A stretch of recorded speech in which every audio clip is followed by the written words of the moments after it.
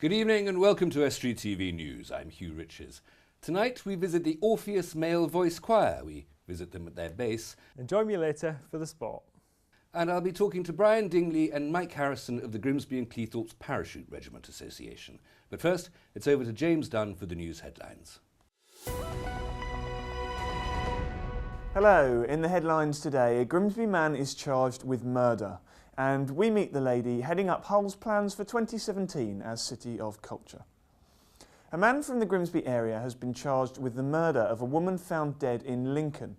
Wai Tong Zhang, 33, appeared at Lincoln Magistrates Court yesterday to be charged and has been remanded in custody. His alleged victim was Mingzi Yang, 29, who was found in a house on Sinsel Bank last Tuesday. But police still want to find out more about Mingzi, who moved to the area in 2008. They want to talk to the people from the Chinese community, friends and anyone who may have heard from her on the day of her death. Hockey players and figure skaters are concerned for the future of Grimsby's ice rink after it was unexpectedly closed 2 weeks ago. North East Lincolnshire Council say it's closed because of a fault with the refrigeration system, but it's caused problems for those who train there and some fear it won't reopen. Grimsby Hockey Club chairman Terry Tidswell has launched an online campaign to save the rink. He was also involved 5 years ago when the council announced plans to shut it, but U-turned after more than 32,000 people signed a petition against the plan. The council are interested in an ice rink, and we've thought this for years. We can't understand because they made promises they would do all they can to keep it up and running, but at the moment, and the fact that they're not telling us, I can't understand why it's taking weeks for somebody to do it. A lot of the kids are absolutely heartbroken and devastated that they can't do any training. I mean, we have kids from 6, 7-year-old up to 18-year-olds that just can't train. They've got nothing to do, nowhere to train, and this is a major problem. Yeah. My biggest fear is that the council will find an excuse not to repair it, and then it will shut down.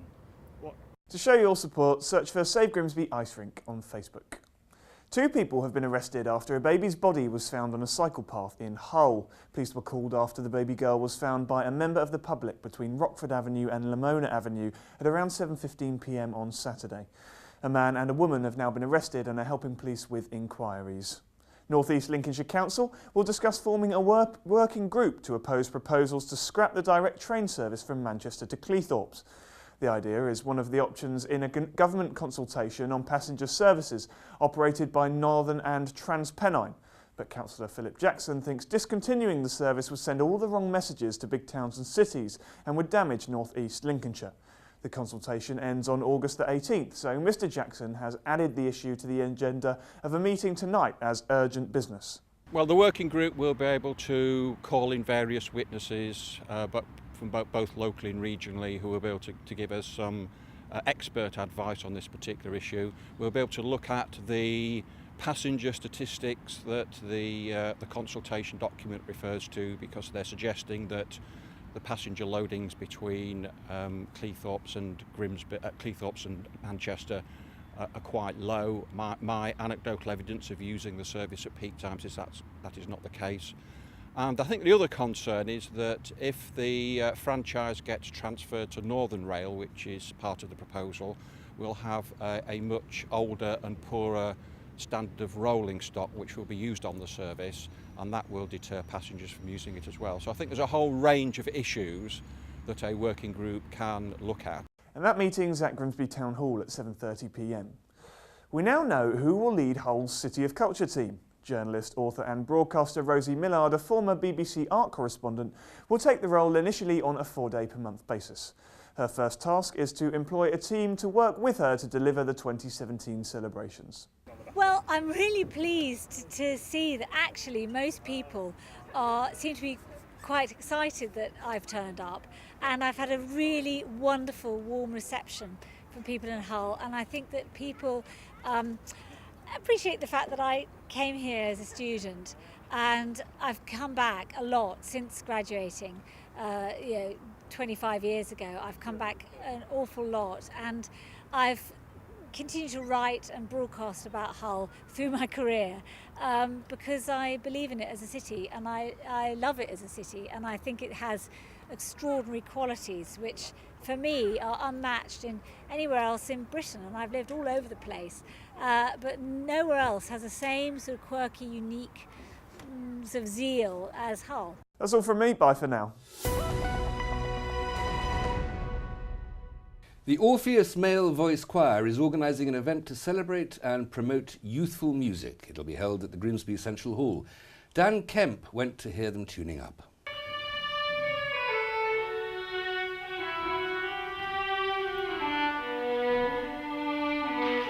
Preparations are well underway for a concert at Grimsby Central Hall. The showcase will support 2 local charities, the Central Hall Trust and Soundboard. We've got an excellent concert with young people called A Celebration of Youth Music. There'll be about 90 young musicians in 9 groups playing a variety of music from classical to pop. We've got concert bands, choirs, string groups. It'll be a really excellent evening. And some of those taking part have some real pedigree. I'm in a choir called the Millennium Youth Choir, and we've been on Radio 3, Radio 4, Songs of Praise and The One Show as well. I'm also I'm a music teacher in the Lincoln area, as I teach violin in the Lincoln area as well. We feel there's a gap for young people in the area. They play in festivals, they play in school concerts, but they don't really have the opportunity to play in a concert in front of what we hope is going to be a very large audience with their peers, so they can learn from one another. Playing in ensembles means that young people do pick up from them rather than just playing as a single person. It starts at 7 p.m. on Saturday, July the 12th, and tickets are available from the Central Hall box office by calling 01472 315 025. Anyone that is interested in sponsoring the event is encouraged to call Ian Williams on 01472 233 687. Dan Kemp, Estuary TV News. And now here's Dan Kemp with the sports news. Thank you, Hugh. We'll start with football, where Hull City have signed Tottenham Hotspur's Jake Livermore. Livermore was on loan at the KC last season and played a central role in the club's successful first campaign back in England's top flight. The fee is believed to be a club record of £7 million, plus another £1 million in add-ons. In Rugby League, Hull FC suffered a narrow defeat away against the Catalan Dragons. The Black and Whites went in 16 points to 4 down at the break, but rallied in the second period. It wasn't enough though, and they ended up losing by 20 points to 16. It leaves FC 10th in the Super League, 2 points behind bitter rivals Hull KR. They beat the Bradford Bulls by 44 points to 18, which included 16 points by Travis Burns and 2 tries each by Craig Hall and Greg Eden. England's second Test match of the summer against Sri Lanka is currently in progress at Headingley. Again, 3 Yorkshire players are in the side: Gary Balance, Joe Root and Liam Plunkett. It was the batsman who impressed last week, but this time it was Plunkett's turn as he took a fifer in the visitors' first innings. The first match was Plunkett's first Test appearance for England for 7 years. For a roundup of local cricket results from north and south of the Humber, visit us on Facebook or follow us on Twitter at Estuary TV. In Speedway, Scunthorpe Scorpions host Newcastle Diamonds at Eddie Wright Raceway in the Premier League. The Scorpions have already faced the Diamonds earlier this campaign in the Premier League Cup, beating them by 49 points to 44. On Saturday, 19th of July, Market Raisin Racecourse will host the Journal Ladies' Day with the high-profile Summer Plate Race.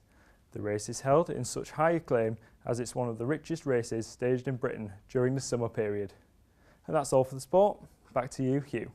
Airborne infantry are no longer a tactical necessity in an age of accurate fire from ground forces, but the Red Berets are still regarded as an elite unit, always present in Britain's modern conflicts. Brian Dingley and Mike Harrison represent the regiment's veterans in North East Lincolnshire. Gentlemen, thank you very much for coming in. You're welcome. You're campaigning for a new memorial for the Parachute Regiment in Cleethorpes. Indeed. Why do we need it? Well, there was a memorial gate constructed about a year ago, and it's a magnificent structure, but the representation on it is only for the Royal Navy and for the Royal Air Force. At the back of the memorial there is a wall that has not been used. So because there's not an army plaque there, the Parachute Regiment Association of Grimsby and Cleethorpes have taken on the challenge to rectify this situation and get a plaque constructed. We're well on the way to doing that. And we figured that if we're going to do it, let's do it properly. So we've also commissioned for some Portland stone to be laid all the way across the back wall with a rather large plaque placed in the centre. And that will be for the Army as a whole, but it is gifted by the Parachute Regiment Association.